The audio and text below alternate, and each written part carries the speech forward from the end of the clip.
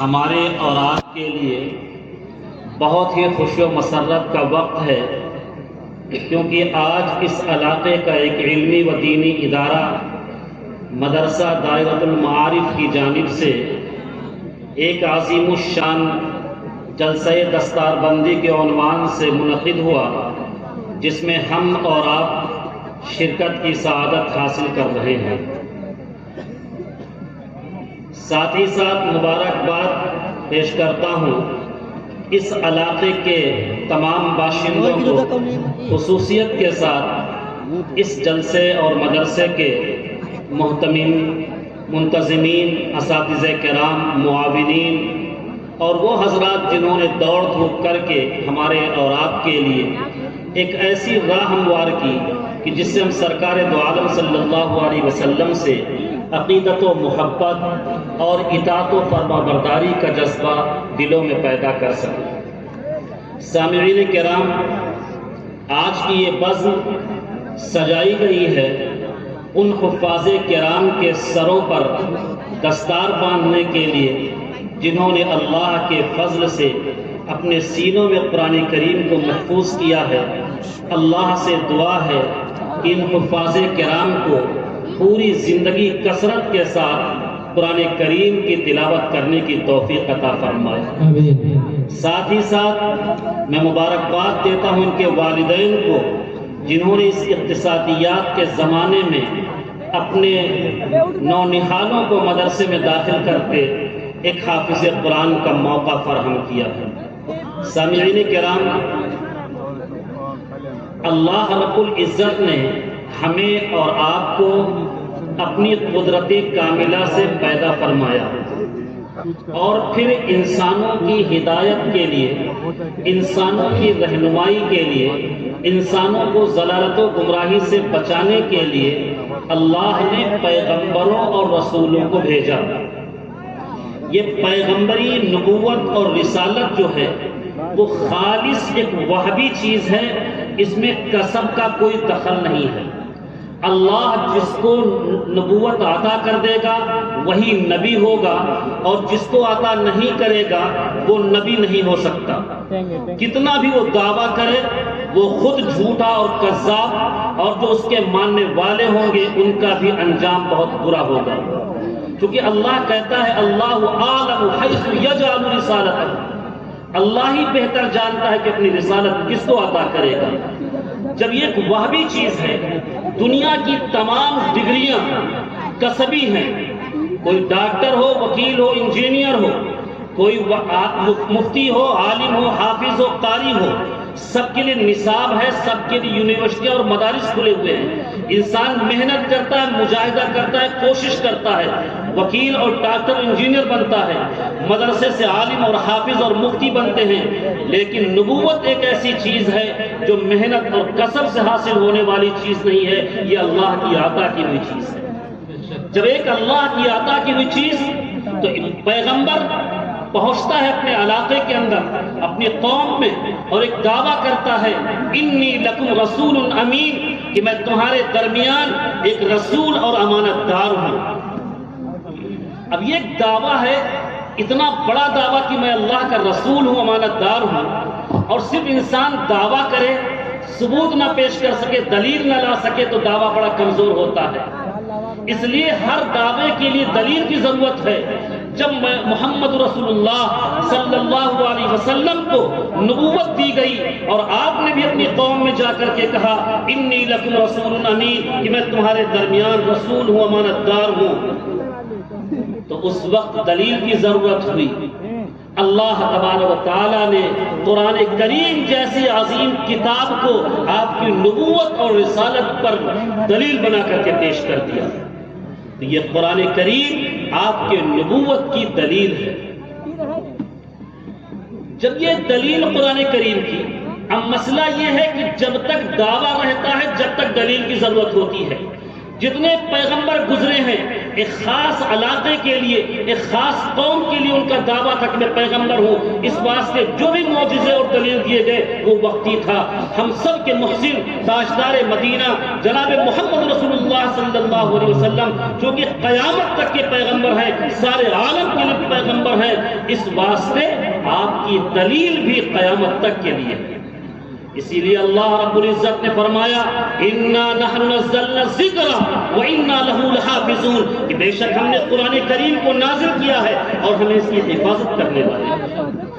اس جملے کے اندر حفاظت کرنے کا مفہوم کیا ہے کہ ہم قرآن کریم کو لائبریری کے اندر رکھ دیں، قرآن کریم کو کتب خانوں میں محفوظ کر دیں، قرآن کریم کو علاقوں میں باندھ کر کے گھروں میں صحیفے رکھ دیں، یہ محفوظ ہونا ہے؟ نہیں، بلکہ قرآن کریم کو اللہ نے جو حفاظت کا وعدہ کیا ہے اس کے الفاظ، اس کے معنی، اس کے لب و لہجہ اللہ کہتا ہے سب کی حفاظت کریں گے۔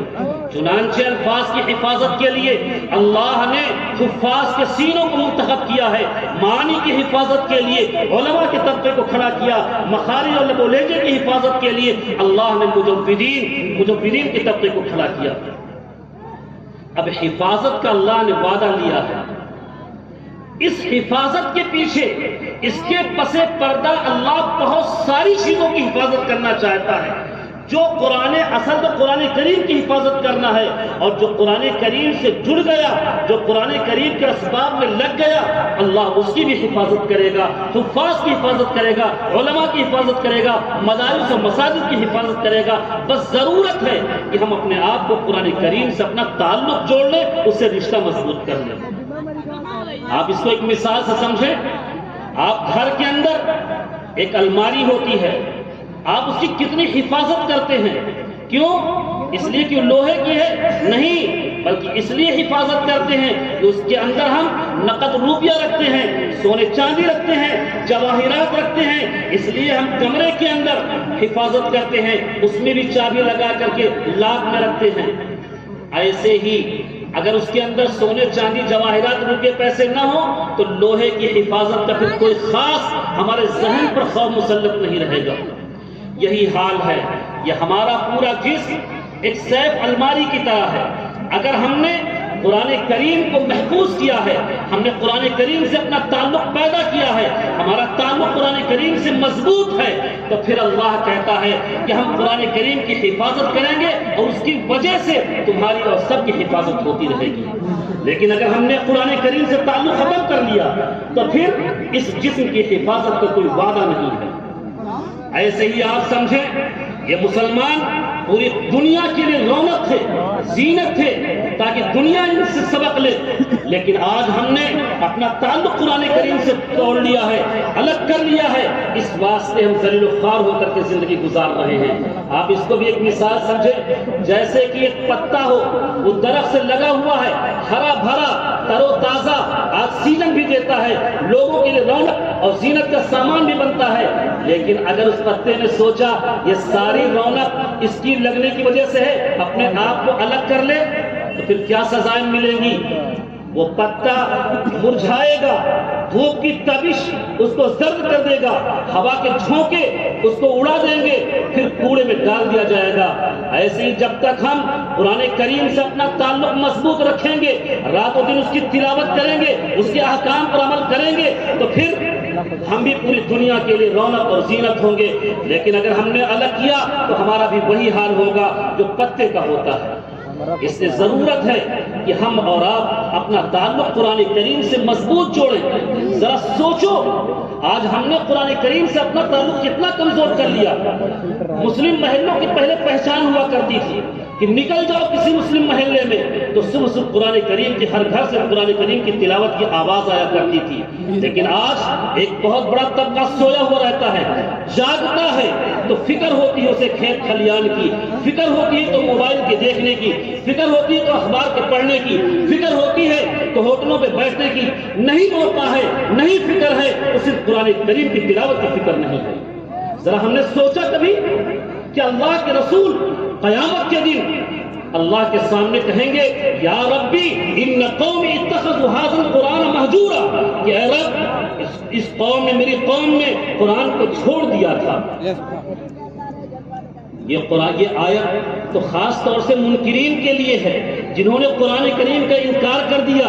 لیکن جو قرآن پر ایمان لانے والے ہیں لیکن قرآن کریم کی تلاوت کا اہتمام نہیں کرتے ہیں، قرآن کریم کے معنی میں غور نہیں کرتے ہیں،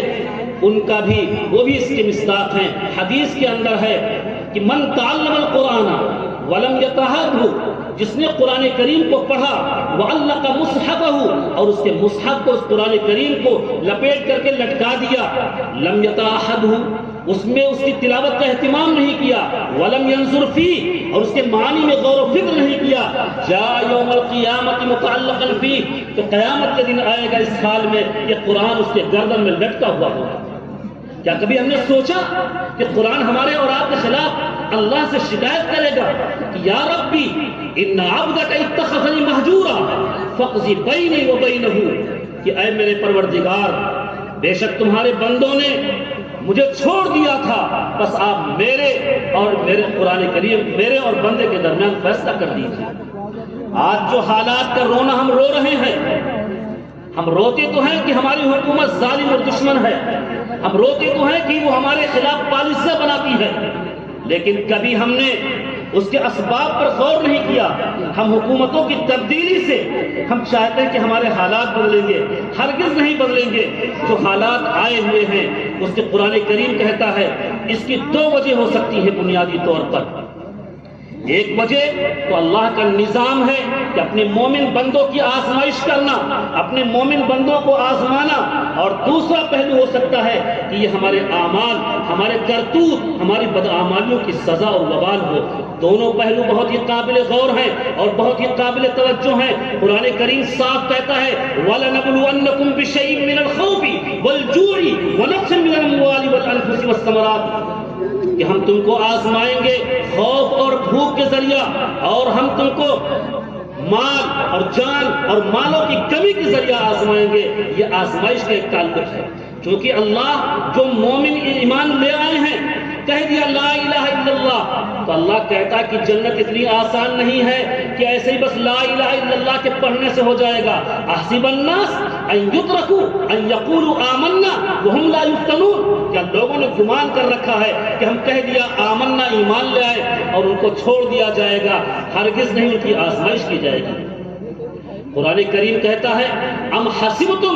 ان تدخلوا الجنۃ ولما یاتکم مثل الذین خلوا من قبلکم مستهم الباساء والضراء وزلزلوا حتى يقول الرسول والذین آمنوا متى نصر اللہ الا ان نصر اللہ قریب۔ کیا تم لوگوں نے گمان کر رکھا ہے کہ یوں ہی جنت میں داخل ہو جاؤ گے؟ سابق اہل ایمان پر جو حالات گزرے ہیں وہ سب کے سب تم پر گزریں گے۔ مستهم الباساء والضراء، ان پر سختیاں آئیں، مصیبتیں آئیں، ان کو ہلا کر رکھ دیا گیا، یہاں تک کہ پیغمبر اور ان کے ساتھ ایمان لانے کہہ پڑے الا کہ متی نصر اللہ، اللہ کی مدد کب آئے گی؟ کہا گیا الا ان نصر اللہ قریب، بے شک اللہ کی مدد قریب ہے۔ تو ہم کہنا یہ چاہتے ہیں کہ اگر یہ آزمائش ہے جو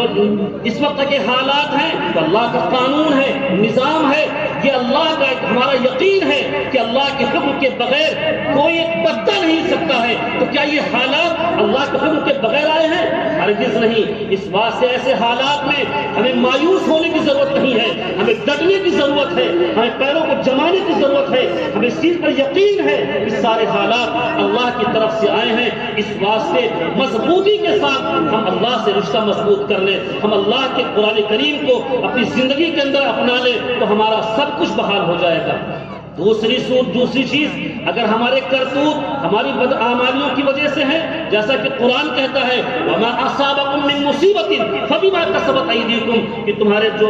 یہ سارے حالات جو مصیبتیں آئی ہیں وہ تمہارے کرتوت کی وجہ سے آئی ہیں۔ قرآن کہتا ہے ظَهَرَ الْفَسَادُ فِي الْبَرِّ وَالْبَحْرِ بِمَا كَسَبَتْ أَيْدِي النَّاسِ لِيُذِيقَهُم بَعْضَ الَّذِي عَمِلُوا لَعَلَّهُمْ يَرْجِعُونَ۔ اس کائنات کے اندر جو فسادات رونما ہوتے ہیں وہ تمہارے کرتوت، تمہاری بدعمالیوں کی وجہ سے ہوتے ہیں، اور یہ سارے سزاؤں، سارے اعمال کی سزا نہیں ہے، بعض الذی عملوا، بعض اعمال ہیں کہ اللہ سزا دیتا ہے لعلہم یرجعون، کیونکہ یہ میرے بندے ہیں، میں نے ان کو بھیجا تھا آخرت کو سنوارنے کے لیے، لیکن دنیا کے ماحول میں جا کر کے وہاں کے ماحول میں رنگ بچ گئے ہیں، اس لیے حالات دیتا ہے لعلہم یرجعون، تاکہ تم اللہ کی طرف رجوع ہو جاؤ۔